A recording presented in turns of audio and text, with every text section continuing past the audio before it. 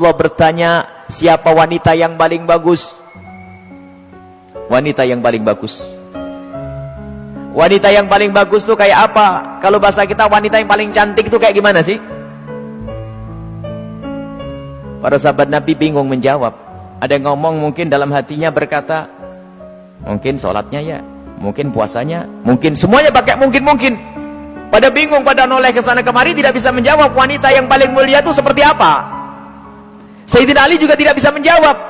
Semuanya pulang ke rumah masing-masing. Sampai di rumah Sayyidat Fatimah Zahra, seperti kebiasaannya wanita solehah, kalau suaminya datang yang ditanya adalah dapat ilmu apa, bukan dapat duit berapa. Sayyidat Fatimah Zahra bertanya, wahai suamiku, apa yang kau dapat dari ayahanda? Apa yang kau dapat hari ini dari Rasulullah? Lah, ini kalimat yang harus dibiasakan oleh para istri tuh. Bang, dapat ilmu apa? Kan begitu.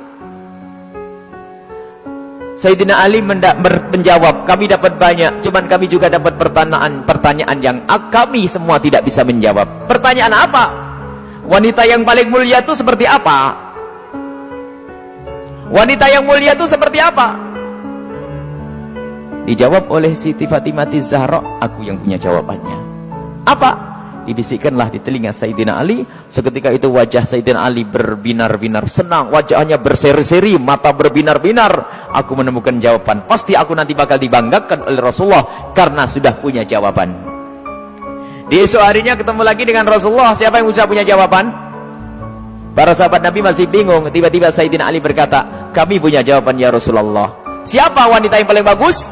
Dijawab, wanita paling bagus adalah yang tidak pernah melihat laki-laki dan tidak pernah dilihat laki-laki.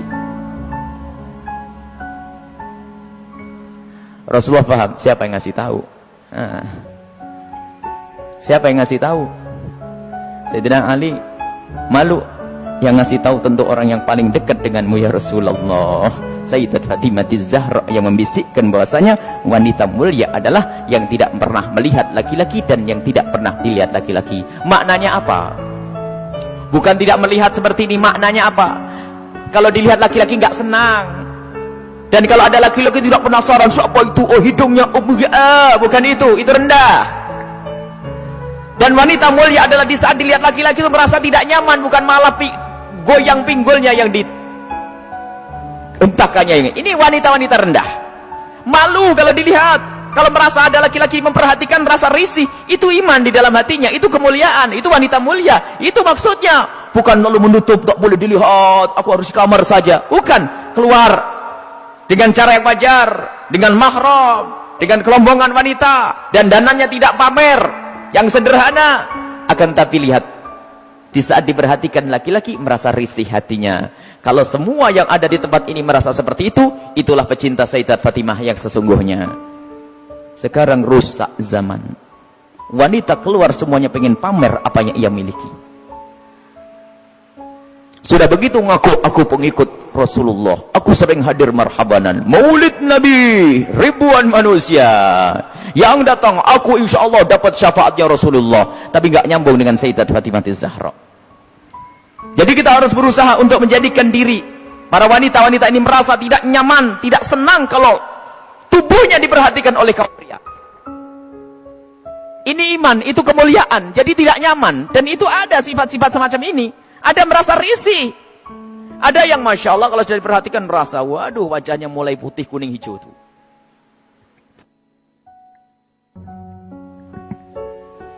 Ada kalau sudah diperhatikan laki-laki berubah semuanya. Mulai cara berjalannya, mulai cara ininya Masya Allah. Sampai cara ngomongnya di model-model. Pasti itu wanita yang tidak pernah kenal Sayyidat Fatimah Zahra. Dan ini maksudnya tidak melihat dan tidak dilihat itu adalah menjauhkan hari hatinya, rasa senang pamer dan dananya.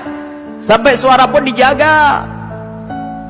Suara dijaga Sayyidat Fatimah Zahra, suara dijaga, dan rasa malunya sangat tinggi Sayyidat Fatimah Zahra. Sangat malu, pemalu beliau itu. Pernah suatu ketika berada di teras rumah, bukan di teras, karena rumah jangan dianggap kayak rumah kita.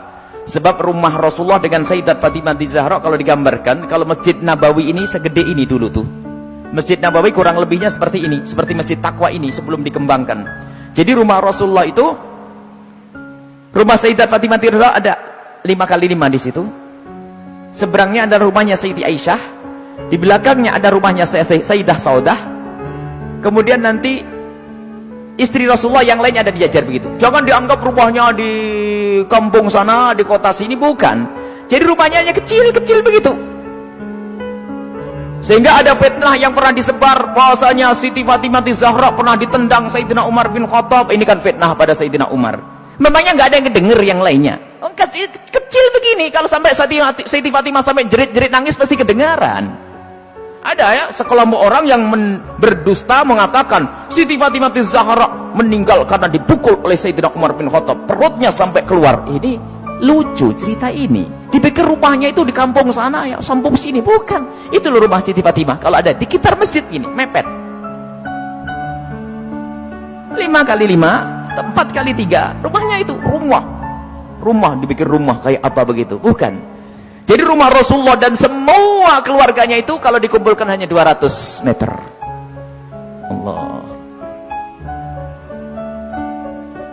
Dan sangat sederhana.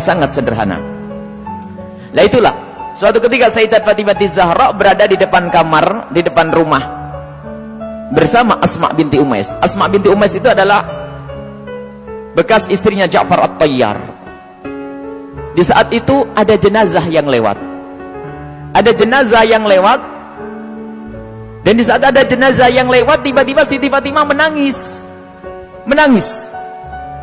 Dan menangisnya nggak kira-kira. Sampai Asma ketakutan. Kenapa wahai binti Rasulillah, wahai putri Rasulullah, engkau menangis seperti itu? Ada apa? Kenapa engkau menangis? Baru setelah reda bisa menjawab, aku menangis, aku nanti pasti akan mati. Tentu engkau akan mati. Engkau akan mati. Bukan masalah kematian, tetapi aku tidak ingin nanti seperti itu. Kenapa dia?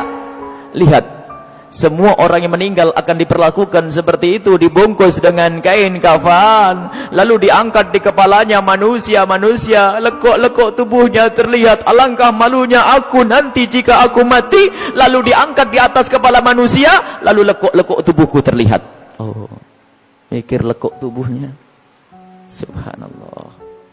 Setelah mati itu yang digambarkan, bukan waktu hidup. Ini ngaku pecinta Fatimah Zahra, ngaku pecinta Sayyidat Fatimah Zahra, tidak pernah merasa risih lekuk tubuhnya dilihat orang. Jadi Siti Fatimah Zahra itu merasa malu kalau nanti dilihat setelah meninggal. Lalu Asma bercerita, wahai Fatimah, waktu aku di Habasyah, aku melihat ada orang itu, kalau ada orang meninggal, itu dibuatkan satu kotak. Kemudian mayat dimasukkan ke dalam kotak, kemudian ditutup pelepah korma sehingga tidak kelihatan itu. Kalau bahasa kita keranda. Mendengar jawaban seperti itu, Sayyidat Fatimah Zahra sangat senang dan menyambut dengan kegembiraan. Asma, aku berwasiat, kalau aku mati nanti tolong dibuatkan aku seperti itu. Dan akhirnya setelah Sayyidat Fatimah Zahra meninggal, Asma sendiri yang membuat untuk Sayyidat Fatimah Zahra. Dan inilah di dalam sejarah disebutkan bahwa pertama kali orang pakai keranda di dalam Islam adalah Sayyidat Fatimah Zahra. Bukan masalah pertamanya, tapi kita harus tahu maksudnya apa. Ini loh yang penting. Maksudnya adalah menjaga kehormatan. Padahal juga nggak apa-apa orang mati, kelihat auratnya pun tidak dosa. Orang meninggal tidak ditanya lagi oleh Allah, akan tapi rasa malunya Sayyidat Fatimah Zahra sampai menghantarkan beliau untuk berwasiat kalau meninggal nanti agar dibuatkan yang demikian ini. Dan termasuk wasiat yang lainnya apa? Agar dikubur di malam hari. Tidak ingin, masih ingin, takut kalau dilihat oleh orang. Inilah Sayyidat Fatimah Zahra. Jadi rasa malunya luar biasa. Dan ini pendidikan dari Rasulullah SAW. Memang kita harus banyak mencontoh beliau. Rasa malu ini mahal. Kalau sudah malu ini dicabut dari seseorang, maka semuanya akan dilakukan dari keharaman. Rasa malu ini kemuliaan, malu yang sesungguhnya. Malu kepada Allah, malu kita melakukan kemaksiatan. Dan malunya seorang wanita itu adalah kemuliaan. Siti Fatimah adalah suri toladannya.